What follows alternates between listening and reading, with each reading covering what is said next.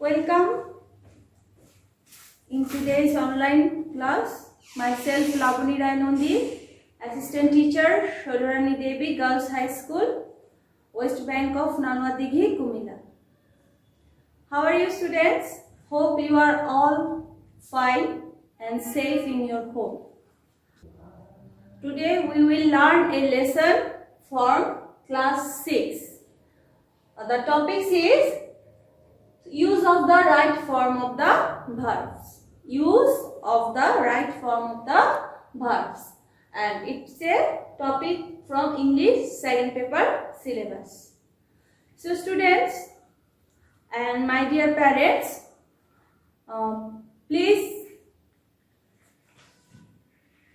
concentrate with me in my class and please take your pen and book and exercise book and write what I written in the board.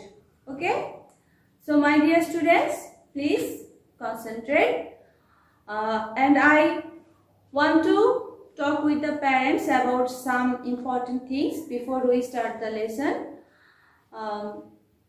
Hope you are all fine in your home with your children and all the family members. Look at the board and see what the topics I will teach them. Use of the right form of the verbs. Okay. So parents, please আপনাদের মূল্যবান সময়টুকু থেকে অন্তত 2 থেকে 3 ঘন্টা সময় আপনাদের বাচ্চাদেরকে একটু দিবেন এবং খেয়াল রাখবেন ওরা যে অনলাইন ক্লাসগুলো ফলো করছে সেই অনলাইন ক্লাসগুলোর পড়াগুলা বা হোমওয়ার্কগুলো বাসায় ঠিকমতো করছে কিনা সেটা একটু খেয়াল রাখবেন, ঠিক আছে? তাহলে আমরা এখন আমাদের মূল পড়ায় চলে যাচ্ছি। আমাদের আজকের পড়া হচ্ছে আমাদের রাইট ইউজ অফ ভার্ব। আমি এর প্রিভিয়াস ক্লাসেও এই সম্পর্কে পড়িয়েছি এবং ধারণা দিয়েছি তোমাদেরকে কি কি টপিকস আসতে পারে, কি ভাবে সেন্টেন্সের স্ট্রাকচারগুলা কি হইতে পারে এবং পরীক্ষার মধ্যে কিভাবে আসবে সেটাও সম্পর্কে তোমাদেরকে ধারণা দেওয়া আছে। তো আজকে আমরা যেটা পড়বো সেটা হচ্ছে রুলস সম্পর্কে। রুলস মানে হচ্ছে আমাদের রাইট ইউজ অফ ভার্বের ব্যবহার সম্পর্কে আমরা আজকে পড়ব। ভার্বের ব্যবহার এক এক ক্ষেত্রে এক এক রকম। ভার্ব বলতে আমরা কি বুঝি? কাজ, যে কোনো কাজ। ভার্ব মানে হচ্ছে যে ধরনের কাজ। তাই আমরা জানি যে আমাদের যেই আমরা এখন লিখছি, পড়ছি, খাচ্ছি, এগুলা কি সবগুলাই হচ্ছে ভার্ব। আচ্ছা, ভার্বের গঠন পড়ার আগে আমাদেরকে যে জিনিসটা সম্পর্কে কয়েকটা মেইন থিম সম্পর্কে জানতে হবে সেটা হচ্ছে আমাদের পার্শ্ব স্পিচ সম্পর্কে ধারণা থাকতে হবে, টেন্স সম্পর্কে ক্লিয়ার ধারণা, স্বচ্ছ ধারণা যেটাকে বলে, আমার স্বচ্ছ একটা ক্লিয়ার ধারণা থাকতে হবে। তারপর হচ্ছে আমার নাম্বার সম্পর্কে ধারণা থাকতে হবে, পার্সন সম্পর্কে ধারণা থাকতে হবে। কারণ হচ্ছে আমার যদি এগুলা হচ্ছে কি রুট লেভেল, হ্যাঁ, এই রুট লেভেল সম্পর্কে যদি আমাদের ধারণাটা না থাকে তাহলে কিন্তু আমরা কি করতে পারবো না, ভার্বটা সঠিকভাবে গঠন করতে পারবো না। তো গঠন করতে না পারলে দেখা যাবে যে আমাদের স্ট্রাকচারটা আমরা যখন বুঝবো না, আমাদের সেন্টেন্সও কারেক্ট হবে না। তো সে কারণে আমরা কি করব, আগে আমরা একটু ভার্বের গঠন করার আগে রুট লেভেল সম্পর্কগুলো একটু জেনে নেব। আচ্ছা, আমরা রুট লেভেল সম্পর্কে যে জানবো, আমি কিন্তু গত ক্লাসে তোমাদেরকে এই রুট লেভেলের সম্পর্কে কিছু বেসিক ধারণা সম্পর্কে কিছু আইডিয়া দিয়েছিলাম। পার্শ্ব স্পিচও বুঝিয়েছি, টেন্স বুঝিয়েছি, নাম্বার, পার্সন সব কিছুই কিন্তু তোমাদেরকে বোঝানো হয়েছে। আশা করছি তোমরা বাসায় সেটা খুব ভালোভাবে আয়ত্ত করেছো এবং এই কারণে আমি প্যারেন্টসদের দৃষ্টি আকর্ষণ করছি, প্লিজ আপনারা একটু আপনাদের বাচ্চাদেরকে একটু বাসায় সময় দেবেন, ওরা যেন ভালো মতন বাসায় সিলেবাসটা ফলো করে পড়াটা কমপ্লিট করে এবং আমরা যতদূর সম্ভব চেষ্টা করছি অনলাইন ক্লাসের মাধ্যমে ওদের পড়াটা সিলেবাসটা যতদূর সম্ভব এগিয়ে নিয়ে যাওয়ার চেষ্টা করছি। ঠিক আছে, আমরা তাহলে এখন আমাদের পড়ায় চলে যাচ্ছি। আমাদের আজকের যে টপিকসটা হচ্ছে আমরা ভার্ব গঠনের রুলস সম্পর্কে পড়ব। ঠিক আছে, আমি একটা সেন্টেন্স লিখছি, দেখো তোমরা এই সেন্টেন্সটার সম্পর্কে তোমরা কে কি জানো আমাকে বলবা। হি উইশেস, হি, এখানে শূন্যস্থান। সো স্টুডেন্টস একটু খেয়াল করো বোর্ডের দিকে, আমি একটা বাক্য লিখেছি, সেন্টেন্স লিখেছি। He wishes he dash a king, সে ইচ্ছা প্রকাশ করেছে। হ্যাঁ, উইশেস মানে কি, in Bangla meaning we can say wishes মানে হচ্ছে ইচ্ছা। আমি বলি না I wish if I were a bird, I wish if I were a king. তো এরকম এখানে একটা উইশ মানে হচ্ছে ইচ্ছা প্রকাশ করা। যদি আমার রুলসগুলো একটু তোমরা সাথে সাথে খাতায় নোট করে নেবে, আমি বলছি এই যে উইশ কথাটা আছে আর এখানে to be verb, to be মানে হচ্ছে to be verb. To be verb কি কি আমরা গত ক্লাসেও পড়েছি। প্রেজেন্ট টেন্সের জন্য হচ্ছে am, is, are, পাস্ট টেন্সের জন্য হচ্ছে was, were, আর হচ্ছে ফিউচার টেন্সের জন্য হচ্ছে shall, আর will। ঠিক আছে, এই যে তিনটা টু বি ভার্ব, তিনটা টেন্সের ক্ষেত্রে তিন ধরনের টু বি ভার্ব আছে। এই টু বি ভার্ব গুলো আমরা কি করব, এখান থেকে নিয়ে আমরা ওখানে বসাবো। কিন্তু এই ক্ষেত্রে আমাদের যখন আমরা ইফ, দো, উইশ, ইফ, দো, উইশ, এই তিনটা যখন বাক্য থাকবে তখন সেই ক্ষেত্রে আমরা কি করব, এই তিনটা ওয়ার্ড দ্বারা যখন কোনো বাক্য গঠন করা হবে সেই ক্ষেত্রে যদি ব্র্যাকেটে টু বি ভার্ব লেখাটা থাকে তাহলে আমরা তার জন্য সেখানে ওয়ার ব্যবহার করব। কি ব্যবহার করব, ওয়ার ব্যবহার করব। ঠিক আছে, he wishes he were a king, সে ইচ্ছা প্রকাশ করেছে সে যদি রাজা হতো। কথা বুঝতে পেরেছি আমরা? আচ্ছা, আশা করছি তোমরা সবাই বুঝতে পেরেছো। আর তোমরা যদি আরেকটু ভালো করে বুঝতে চাও, তোমাদের যার যেটা বই আছে, কমিউনিকেটিভ গ্রামার বই আছে, ওই গ্রামার বইয়ের মধ্যে রুলসগুলো আরো সুন্দরভাবে দেওয়া আছে। তোমরা রুলসগুলো নিজেরা পড়বে বাসায়, পড়ার পর যদি কোনো রুলসে বুঝতে তোমাদের কোনো সমস্যা হয়, অসুবিধে হয়, তাহলে অবশ্যই আমাকে কমেন্টস করে জানাবে। আমি চেষ্টা করব পরবর্তী ক্লাসে তোমাদেরকে সেই রুলসটা আরেকটু ভালোভাবে বুঝিয়ে দাও। ঠিক আছে, এতে করে কি হবে, আমি বুঝতে পারবো যে তোমরা বাসায় পড়াশোনা করছো। তো মাই ডিয়ার স্টুডেন্টস, আমরা খুব ভালোভাবে এটা বুঝতে পেরেছি তো? আচ্ছা, এবার আমরা পরবর্তী রুলসে চলে যাব। পরবর্তী রুলসটা হলো আমাদের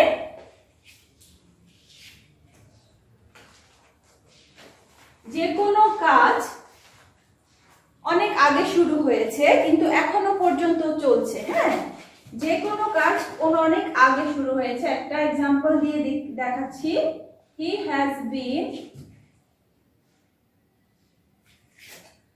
ব্র্যাকেটে হচ্ছে স্লিপ ফর 2 hours। তাহলে এখানে কি বুঝতে পারছি আমরা, সে অনেকক্ষণ আগে মানে কি, এই যে 2 ঘন্টা আগে, হ্যাঁ, সে 2 ঘন্টা আগে ঘুমিয়েছে, মানে কি এখনো পর্যন্ত সে ঘুমোচ্ছে। তাহলে সে যেহেতু 2 ঘন্টা আগে ঘুমাচ্ছে, এখনো পর্যন্ত ঘুমাচ্ছে, তাহলে আমাদের রুলস অনুযায়ী যদি কোনো কাজ পূর্বে শুরু হয়েছে, মানে কি পাস্টে শুরু হয়েছে এবং এখনো পর্যন্ত সেটা কন্টিনিউ, পাস্টে শুরু হয়ে এখনো পর্যন্ত সেটা কন্টিনিউই আছে, তাহলে সেই ক্ষেত্রে আমাকে টেন্সের যে স্ট্রাকচারটা আছে, পার্টিসিপল, পারফেক্ট পার্টিসিপলের যে স্ট্রাকচারটা আছে, আমরা ওই স্ট্রাকচারটা ফলো করব। প্রেজেন্ট পারফেক্ট কন্টিনিউয়াস স্ট্রাকচার, সেই ক্ষেত্রে আমরা কি স্ট্রাকচারটা ফলো করব, present perfect continuous. Okay, present perfect continuous স্ট্রাকচারটা আমরা ফলো করব। তাহলে পারফেক্ট টেন্সের ক্ষেত্রে আমরা আগেও বলেছি হ্যাভ অথবা হ্যাজ থাকবে, প্রেজেন্টের ক্ষেত্রে হ্যাভ অথবা হ্যাজ ব্যবহার করতে হবে। আর কন্টিনিউয়াসের জন্য এখানে আমাদের ভার্বের সাথে আইএনজি যুক্ত করতে হবে। তাহলে এখানে আমাদের শূন্যস্থানে কি বসবে? স্লিপিং।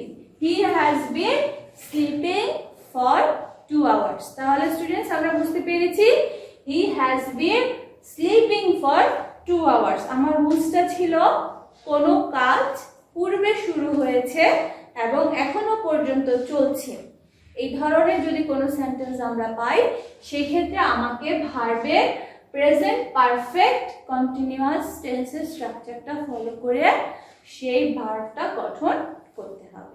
ঠিক আছে, বুঝতে পেরেছি আশা করি। এবার আমরা পরবর্তী রুলসে চলে যাব। পরবর্তী রুলসটা হচ্ছে আমাদের খুব সহজ একটা রুলস, অক্সিলিয়ারি ভার্ব বিহীন বাক্যকে। অক্সিলিয়ারি ভার্ব, অক্সিলিয়ারি ভার্ব মানে কি? সাহায্যকারী ভার্ব। এই সাহায্যকারী ভার্ব বিহীন বাক্যকে, অক্সিলিয়ারি ভার্ব বিহীন বাক্যকে যখন আমরা, বিহীন মানে কি? ছাড়া। অক্সিলিয়ারি ভার্ব ছাড়া বাক্যকে যখন আমরা চেঞ্জ করতে যাব সেই ক্ষেত্রে আমাদেরকে টেন্স অনুযায়ী, টেন্স ও সাবজেক্ট অনুযায়ী কি বসাতে হবে? বাক্যকে নেগেটিভ করতে হলে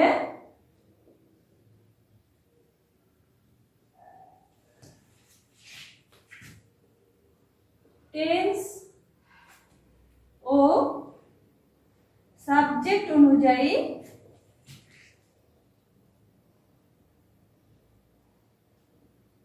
ডু, ডাস বা ডিড বসে।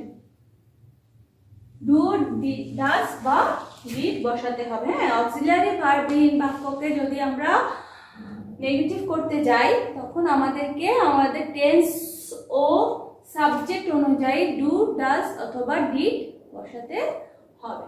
তাহলে আমরা একটা এক্সাম্পলের সাহায্যে বুঝতে পারবো বাক্যটা। দেখি তো পারি কিনা। The girl not, ব্র্যাকেটে কি দেওয়া আছে? read a book। তাহলে এখানে ব্র্যাকেটে দেওয়া আছে read এবং এখানে আমাকে not অলরেডি দিয়ে দিয়েছে। তাহলে এখানে আগে আমাকে বুঝতে হবে আমার বাক্যটা কোন টেন্সে আছে। বাক্যটা অবশ্যই প্রেজেন্ট টেন্সে আছে এবং সাবজেক্টটা কি? Singular subject. তাহলে এখানে আমাকে যখন আমি এটা উত্তরটা লিখবো তখন আমাকে উত্তরে কি লিখতে হবে? The girl does not read a book। তাহলে আমার শূন্যস্থানে কি বসছে? does not read a book। কেন এখানে does not বসেছে? does বসেছে কেন? কারণ আমার এখানে সাবজেক্টটা কিন্তু এটা থার্ড পারসন সিঙ্গুলার নাম্বার। আমি আগেও বলেছি পার্সন সম্পর্কে অবশ্যই আমাদেরকে ক্লিয়ার ধারণা রাখতে হবে।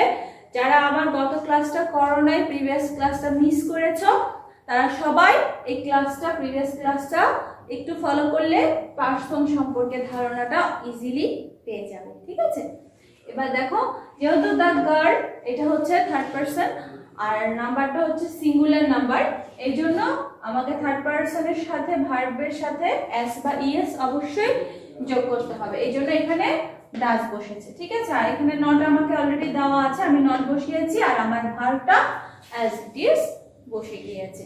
ঠিক আছে স্টুডেন্টসরা, আমরা বুঝতে পেরেছি তো সবাই?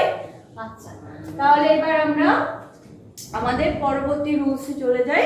পরবর্তী রুলসে যাওয়ার আগে আরেকটা কথা বলি নেই, তোমরা অলরেডি একটা এক্সাম কমপ্লিট করেছো, এখন নেক্সট মান্থে হয়তো তোমাদের আরেকটা এক্সাম হবে। এখন আশা করছি যে তোমরা বই খাতা নিয়ে বাসায় রেগুলারলি সিলেবাস ফলো করে পড়াটা কন্টিনিউ করছো এবং অবশ্যই করবা, কারণ হচ্ছে আগামী মাসে তোমাদের আরেকটা পরীক্ষা হতে পারে এবং তোমাদেরকে অবশ্যই চেষ্টা করতে হবে পরীক্ষায় ভালো রেজাল্ট করার, কারণ তোমাদের সবারই পরবর্তী ক্লাসে উঠতে হবে। 2020 সালে যে যে ক্লাসে আছো আমরা সেই ক্লাসের পড়াটা যদি ভালোভাবে সিলেবাস অনুযায়ী কমপ্লিট না করি আমাদের কিন্তু পরবর্তী ক্লাসে সমস্যা হবে। এই জন্য আমরা আমাদের নিজেদের জন্য, নিজেদের জানার জন্য, শুধু পরীক্ষা পাসের জন্য নয়, আমাদের নিজেদের জানার জন্য আমরা কি করব, অবশ্যই বাসায় পড়বো। ঠিক আছে, সময় নষ্ট করবো না। হ্যাঁ, অবশ্যই টিভি দেখবো, গান শুনবো, খাবো, ঘুরবো, কিন্তু তার পাশাপাশি অবশ্যই আমাকে পড়াটা কন্টিনিউ রাখতে হবে। ঠিক আছে, তাহলে এবার আমরা আমাদের নেক্সট টপিকসে চলে যাচ্ছি। আমি আর একটা রোজ পড়াবো, দেন আমরা বাড়ির কাজে চলে যাব।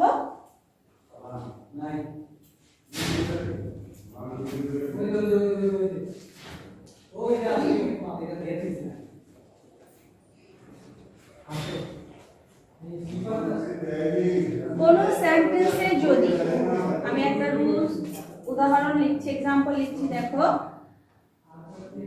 হি হ্যাজ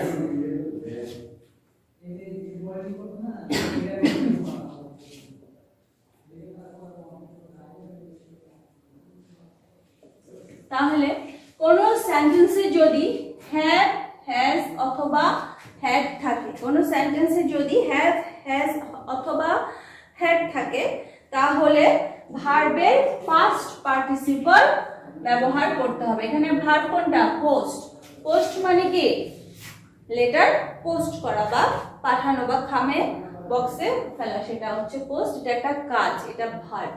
তাহলে কোন সেন্টেন্সে যদি হ্যাভ, হ্যাজ অথবা হ্যাড থাকে, সেই ক্ষেত্রে আমাকে কি করতে হবে, কি ফলো করতে হবে? আমাকে ভার্বের পাস্ট পার্টিসিপল, ভার্বটা কোন ইয়াতে চেঞ্জ হবে? পাস্ট পার্টিসিপলে চেঞ্জ করতে হবে। তাহলে পোস্টের পাস্ট পার্টিসিপল কি? পোস্টেড। ঠিক আছে, পোস্টের পাস্ট পার্টিসিপল কি? পোস্টেড। তাহলে আমার উত্তরটা কি আসছে? He has posted the letter. আমি কিন্তু তোমাদেরকে সেন্টেন্স ওয়ার্ডে ভেঙে ভেঙে বুঝাচ্ছি, তার মানে এই নয় যে পরীক্ষার সময় তোমাদের এভাবে আসবে। তোমরা কিন্তু জানো পরীক্ষার সময় এটা কিভাবে আসবে, প্যাসেজ আকারে আসবে।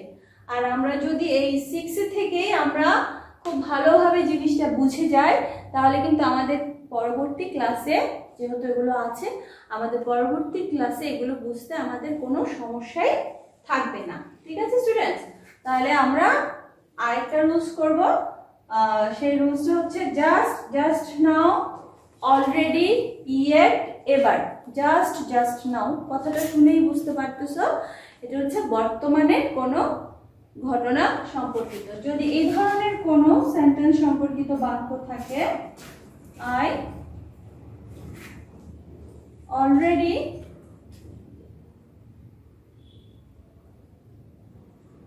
dash the work, ব্র্যাকেটে কি আছে? Do. I already dash the work, ব্র্যাকেটে আছে ডু। তাহলে এখানে হবে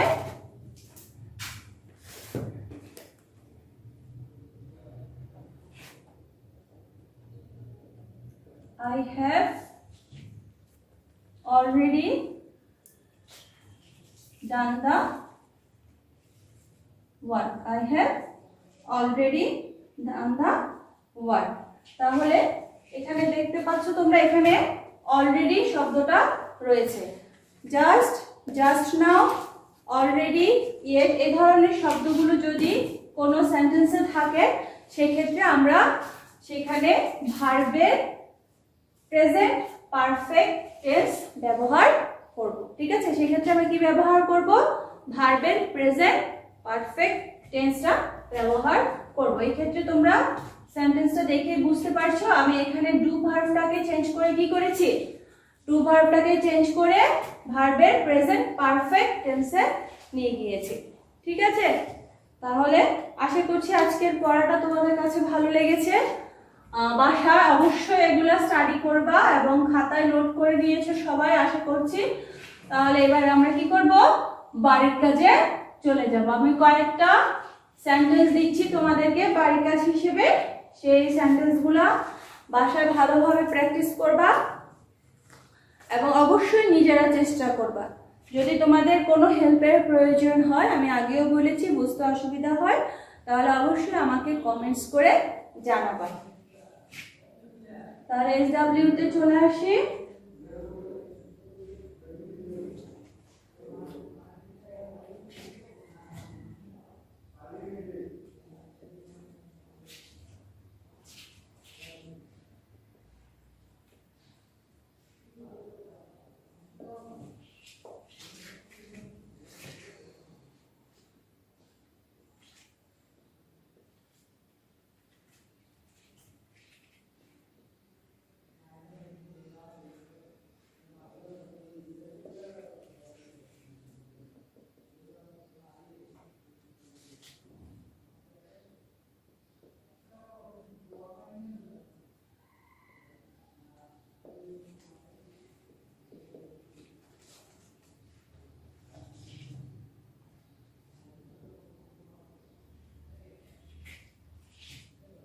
তোমরা বোর্ডের থেকে লেখাগুলো খাতায় তুলে নাও।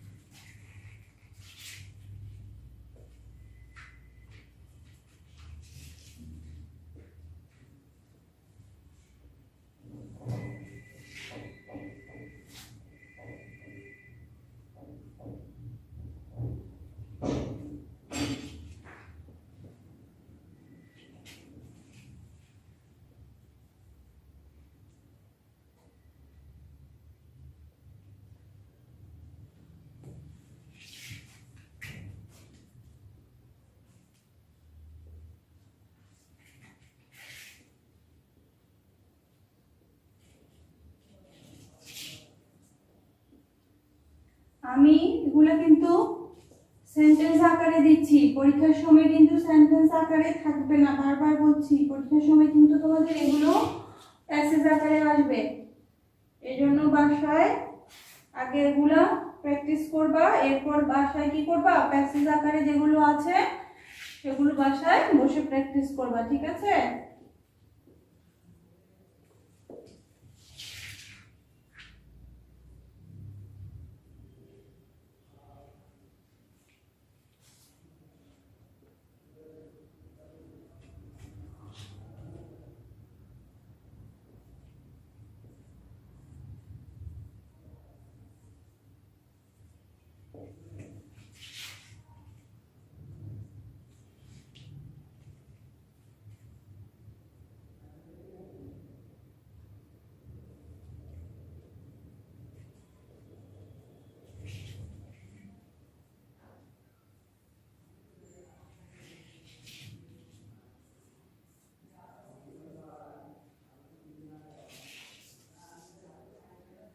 বাক্যগুলো একটু দেখো বোর্ডে।